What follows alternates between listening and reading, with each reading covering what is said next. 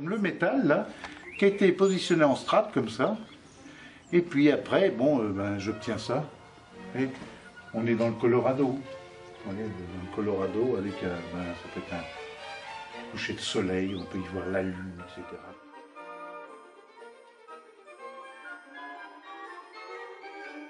Et ça, c'est une pièce que j'appelais Trinité celtique. J'avais fait ça, j'avais fait des expositions aux portes de la Bretagne.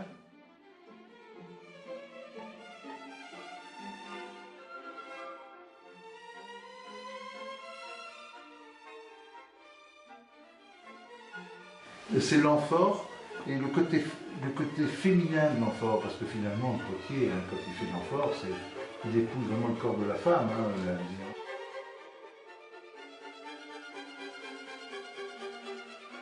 J'arrive à sortir ça comme ça, pratiquement, mais pas ce plissé-là, c'est pas possible. Et alors, ça s'est fait, donc, repris au chalumeau, grosse chaleur, et à la forge.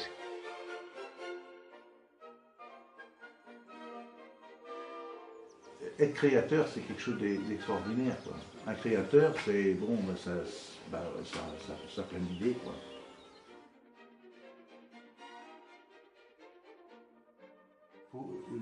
Je pense que dans l'existence, c'est tellement court qu'on ne peut pas se disperser. Ce petit diable qui est au-dessus, là, que j'ai mis sciemment, mais l'aigle, il n'est pas figuré, hein, il est un peu abstrait, mais on voit bien un peu la gueule presque d'un crocodile. En fait. C'était patiné au jus de prune. Ouais, ouais, ça fait une patine noire, mais qui tient bien. Hein. Je fais des anneaux, alors je les tourne, ils sont tournés en excentré quand même pour donner des épaisseurs, et finalement je transforme ça, vous voyez, en bague comme ça. Les petites boules, c'est moi qui fabrique, ici.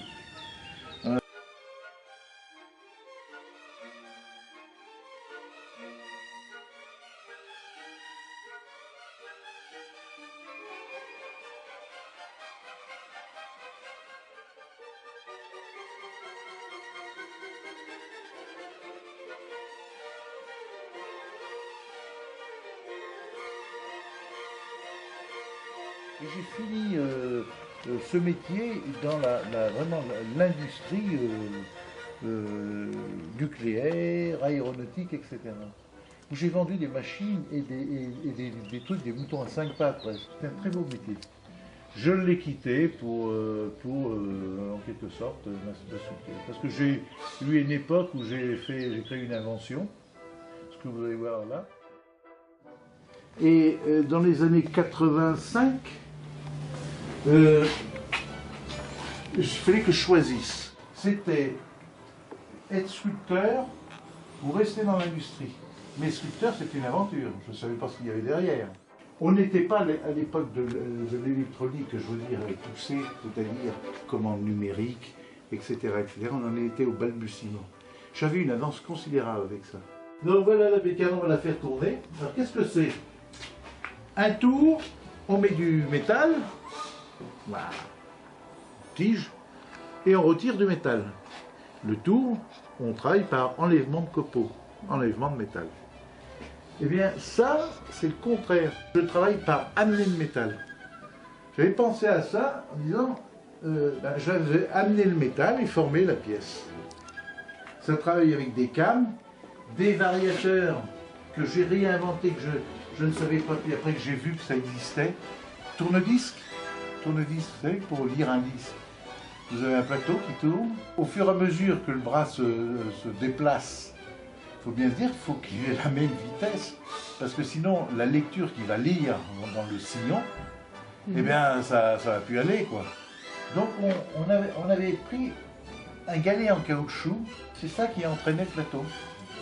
Il y a de l'eau, tuyaux qui arrivent ici, qui refroidissent, du gaz, qui, alors là, le budget est très cher, hein. Du gaz, c'est de l'argon, ça coûte très cher.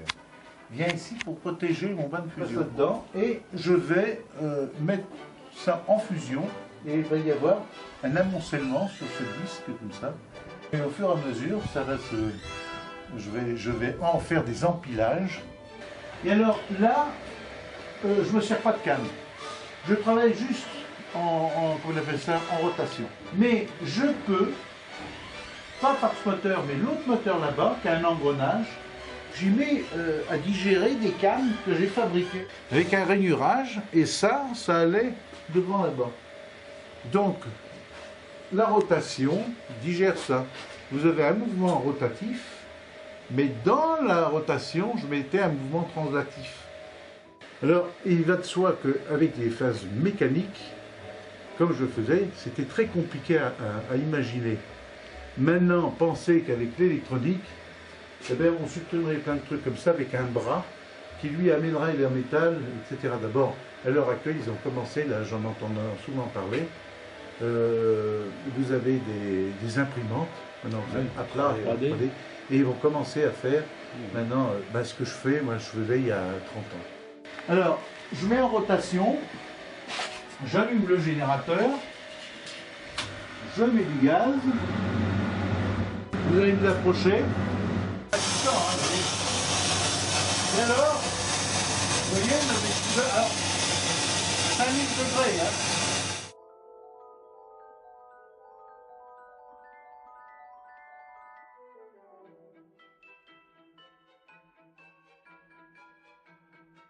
C'est l'empilage.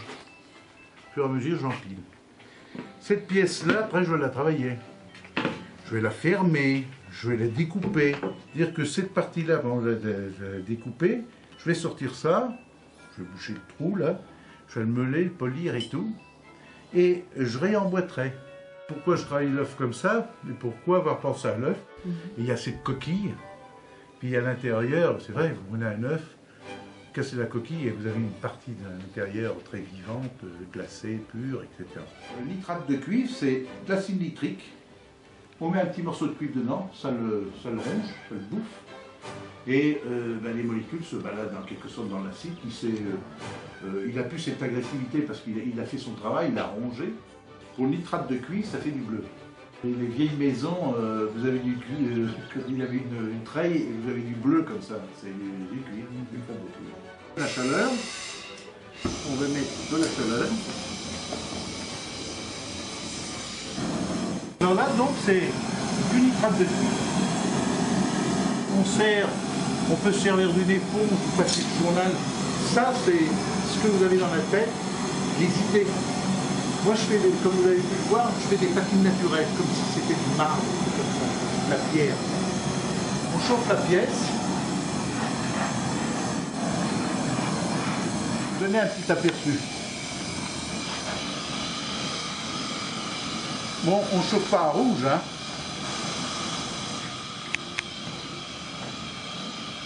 La pièce là, c'est Nuit des Temps.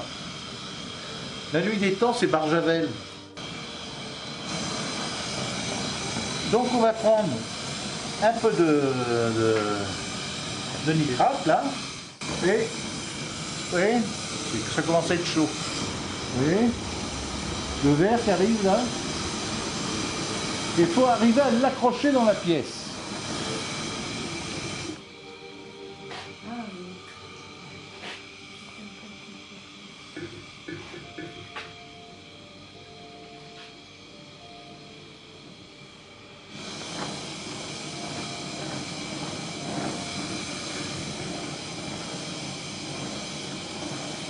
Il y a des couleurs qui vont beaucoup plus vite que ça, hein.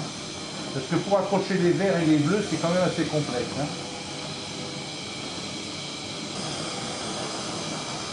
Alors, il a fallu que je mette beaucoup plus longtemps. Eh bien, on voit bien le vert, hein. La pièce, alors moi je fais des patines polies. C'est-à-dire que ça on peut emprisonner dans la cire, hein, mais de la cire. On laisse sécher, puis après on fait briller. Moi je polis mes patines. À savoir que je vais là-bas.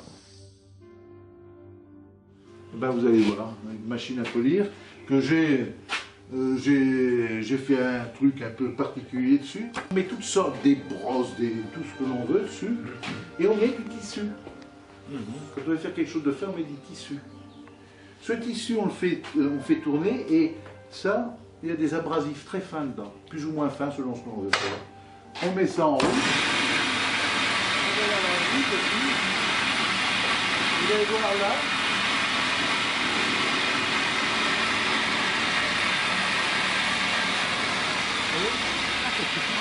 C'est beau, hein? Finalement, on n'invente rien.